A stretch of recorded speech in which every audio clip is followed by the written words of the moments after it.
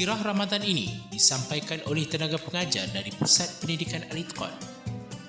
Moga ianya memberi manfaat. Di antara bulan yang dimuliakan oleh Allah Subhanahu wa taala berbanding dengan bulan-bulan yang lain adalah bulan Ramadan. Kerana dalam bulan Ramadan ni terdapat 10 hari terakhir yang Allah Subhanahu wa taala berikan keistimewaan berbanding hari-hari yang lain dalam bulan Ramadan. Bahkan Allah Subhanahu wa taala kurniakan malam Al-Qadar pada 10 hari terakhir Ramadan, yang mana malam Al-Qadar ini kita sedia maklum terlebih baik daripada 1000 bulan. Sebagaimana Allah Subhanahu wa taala berfirman, Lailatul Qadri khairum min alfi syahr. Malam Al-Qadar terlebih baik daripada 1000 bulan. Jadi Nabi SAW telah menjelaskan kepada kita bagaimana cara untuk kita nak usaha mendapatkan malam Al-Qadar ini. Nabi SAW bersabda, Taharraw Lailatul Qadri fil ashri awakhir min Ramadan. Carilah malam Al-Qadar pada 10 akhir daripada bulan Ramadan. Nabi SAW telah menunjukkan kepada kita tentang amalan-amalan yang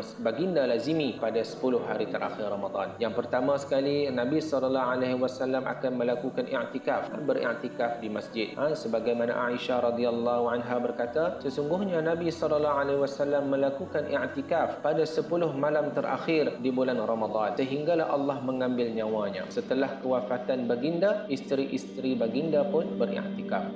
Jadi untuk kita pada hari ini, kita tidak dapat melakukan amalan i'tikaf ini di masjid disebabkan PKP dan negara dilanda oleh wabak COVID-19. Maka kita buatlah amalan-amalan di rumah kita sendiri, insya-Allah. Selain daripada itu, Aisyah radhiyallahu anha menggambarkan bagaimana kesungguhan Nabi SAW ini adalah mengejar Lailatul Qadar ataupun beribadah pada 10 malam terakhir Ramadan ini. Aisyah radhiyallahu anha berkata, "Kana Rasulullah SAW yajtahidu fil ashri ma la yajtahidu fi ghairiha." Adalah Rasulullah SAW bersungguh-sungguh beribadah apabila telah masuk malam ke-10 terakhir yang tidak pernah beliau lakukan pada malam-malam lainnya. Ini adalah amalan Rasulullah SAW pada 10 hari terakhir Ramadan. Yang seterusnya, amalan yang dianjurkan adalah memperbanyakkan doa. Kita memperbanyakkan doa di 10 hari terakhir Ramadan ini dengan doa yang dianjurkan oleh Nabi SAW. Allahumma innaka afuun tuhibbul afwa fa'fu anni. Allahumma innaka afuun tuhibbul afwa fa'fu anni. Ya Allah, sesungguhnya Engkau Maha Pemaaf dan Engkau menyukai maaf, maka maafkan aku. Dan antara amalan yang lain adalah memperbanyakkanlah amalan-amalan sunat di malam Al-Qadar. Menghidupkan malam-malam Al-Qadar ini dengan amalan-amalan sunat yang lain. Kerana Nabi SAW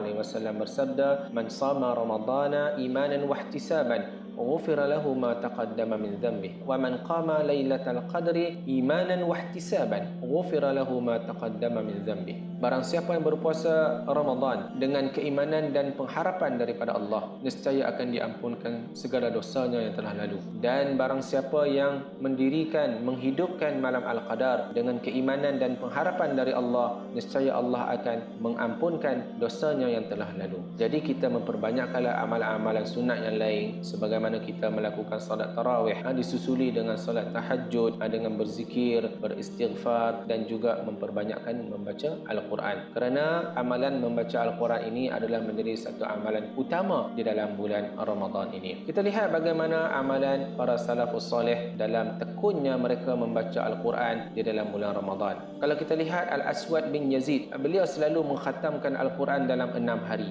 Bila masuk Ramadan, mengkhatamkannya 3 hari. Dan bila masuk 10 hari terakhir, mengkhatamkannya setiap malam. Jadi kita melihat tingkatan amalan para salaf ini meningkat daripada hari ke sehari di dalam bulan Ramadan ini. Dan bagaimana amalan Imam Asy-Syafi'i rahimahullah, beliau selalu mengkhatamkan Al-Quran setiap hari pada 10 hari terakhir Ramadan. Jadi begitulah kita lihat amalan para salafus soleh yang ada peningkatan pada setiap hari dalam bulan Ramadan. Jadi akhir kata, semoga Allah Subhanahu wa taala mengurniakan kepada kita hidayah hidayah dan taufiknya untuk kita menghidupkan 10 hari terakhir Ramadan yang berbaki ini. Jangan kita kesali dan juga kita merasai kekurangan disebabkan dua fasa yang telah berlalu. Kerana Nabi SAW bersabda, innamal a'malu bil khawatim. Sesungguhnya setiap amalan tergantung pada akhirnya. Maka 10 hari yang terakhir yang berbaki ini, maka kita bersungguh-sungguhlah sebagaimana Rasulullah SAW sendiri bersungguh-sungguh untuk mencari